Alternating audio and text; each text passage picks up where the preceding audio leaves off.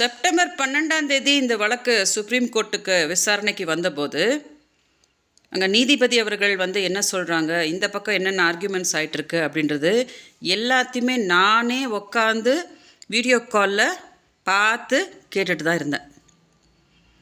சீமான் தரப்பு அட்வொகேட் சொன்னாங்க, இந்த மாதிரி மேலே நாங்கள் கொடுத்துருக்குற வழக்கெல்லாம் வாபஸ் வாங்கிடுறோம், இந்த கேஸை முடிச்சு கொடுங்க அப்படின்னு கேட்டாங்க. அப்போ நீதிபதி அவர்கள் கேட்டாங்க, ஏன் 2 பேரும் சமரசமாக போக மாட்டேங்கிறாங்க அப்படின்னு கேட்டாங்க. அப்போ சீமான் தரப்பு லாயர் சொல்ல முடியாது இல்லையா, நான் சமரசமாக போகிறேன்னு சொல்லிட்டு தான் வாங்கினேன் ஆர்டரை, வெளியில் சீமான் போய் இந்த மாதிரி நான் சமரசமாக போக மாட்டேன்ட்டு போனார் அப்படின்னு அவர் தரப்பு இவரை விட்டு கொடுக்க முடியாதுன்றதுக்காக பழியை தூக்கி டப்புன்னு கொடுக்க மாட்டேன்ட்டாங்க அப்படின்னு என் மேலே போட்டாங்க. அப்போ அந்த நீதிபதி அவர்கள் சொன்னாங்க, 2 பேரும் குழந்தைங்க கிடையாது, இந்த மாதிரி சண்டை போட்டுக்கிட்டே இருக்க வேணாம், 2 பேரும் ஒரு அண்டர்ஸ்டாண்டிங்கில் போக சொல்லுங்கள். நீங்கள் 24 ஒரு மன்னிப்பு கடிதம் எழுதி கொடுங்க, இந்த மாதிரி ஃப்யூச்சரில் நாங்கள் இந்த மாதிரி எதுவும் தொந்தரவு பண்ண மாட்டோம் அப்படின்னு ஒரு மன்னிப்பு கடிதம் எழுதி கொடுத்தீங்கன்னா வேணா இதை நாங்கள் முடிக்கிறதுக்கு என்னென்னு பார்க்குறோம் அப்படின்னு அந்த அம்மா சொன்னாங்க, நீதிபதி அவர்கள் சொன்னாங்க.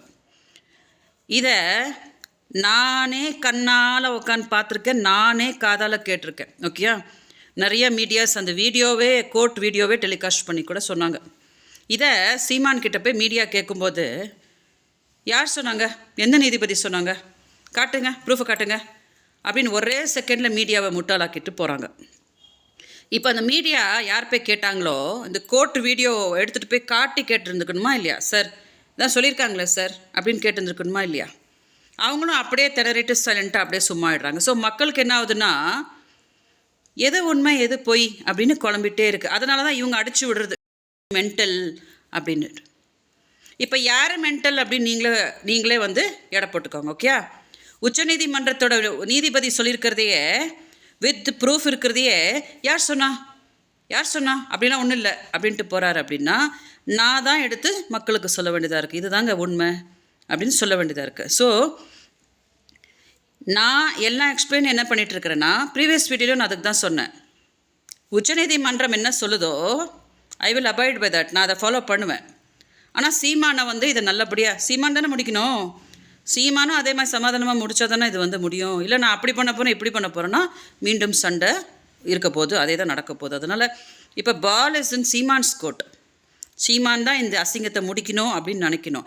இல்லை நான் சண்டை போட்டுக்கிட்டு இருப்பேன் அப்படின்னா இது முடிய போகிறதில்ல. ஓகே, அதனால் மக்கள் குழம்ப வேணான்றதுக்காக நான் அந்த வீடியோவில் என்ன கிளாரிட்டி கொடுக்குறேன்னா, 24 மன்னிப்பு கேட்கணும் அப்படின்றத அவங்க சொல்லியிருக்காங்க.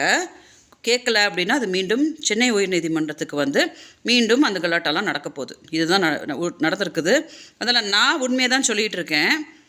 இங்கே யார் உண்மை சொல்லிகிட்டு இருக்கா யார் பொய் சொல்லிகிட்டு இருக்கா அப்படின்றது நீங்களே புரிஞ்சுக்கோங்க. ஓகே, வணக்கம்.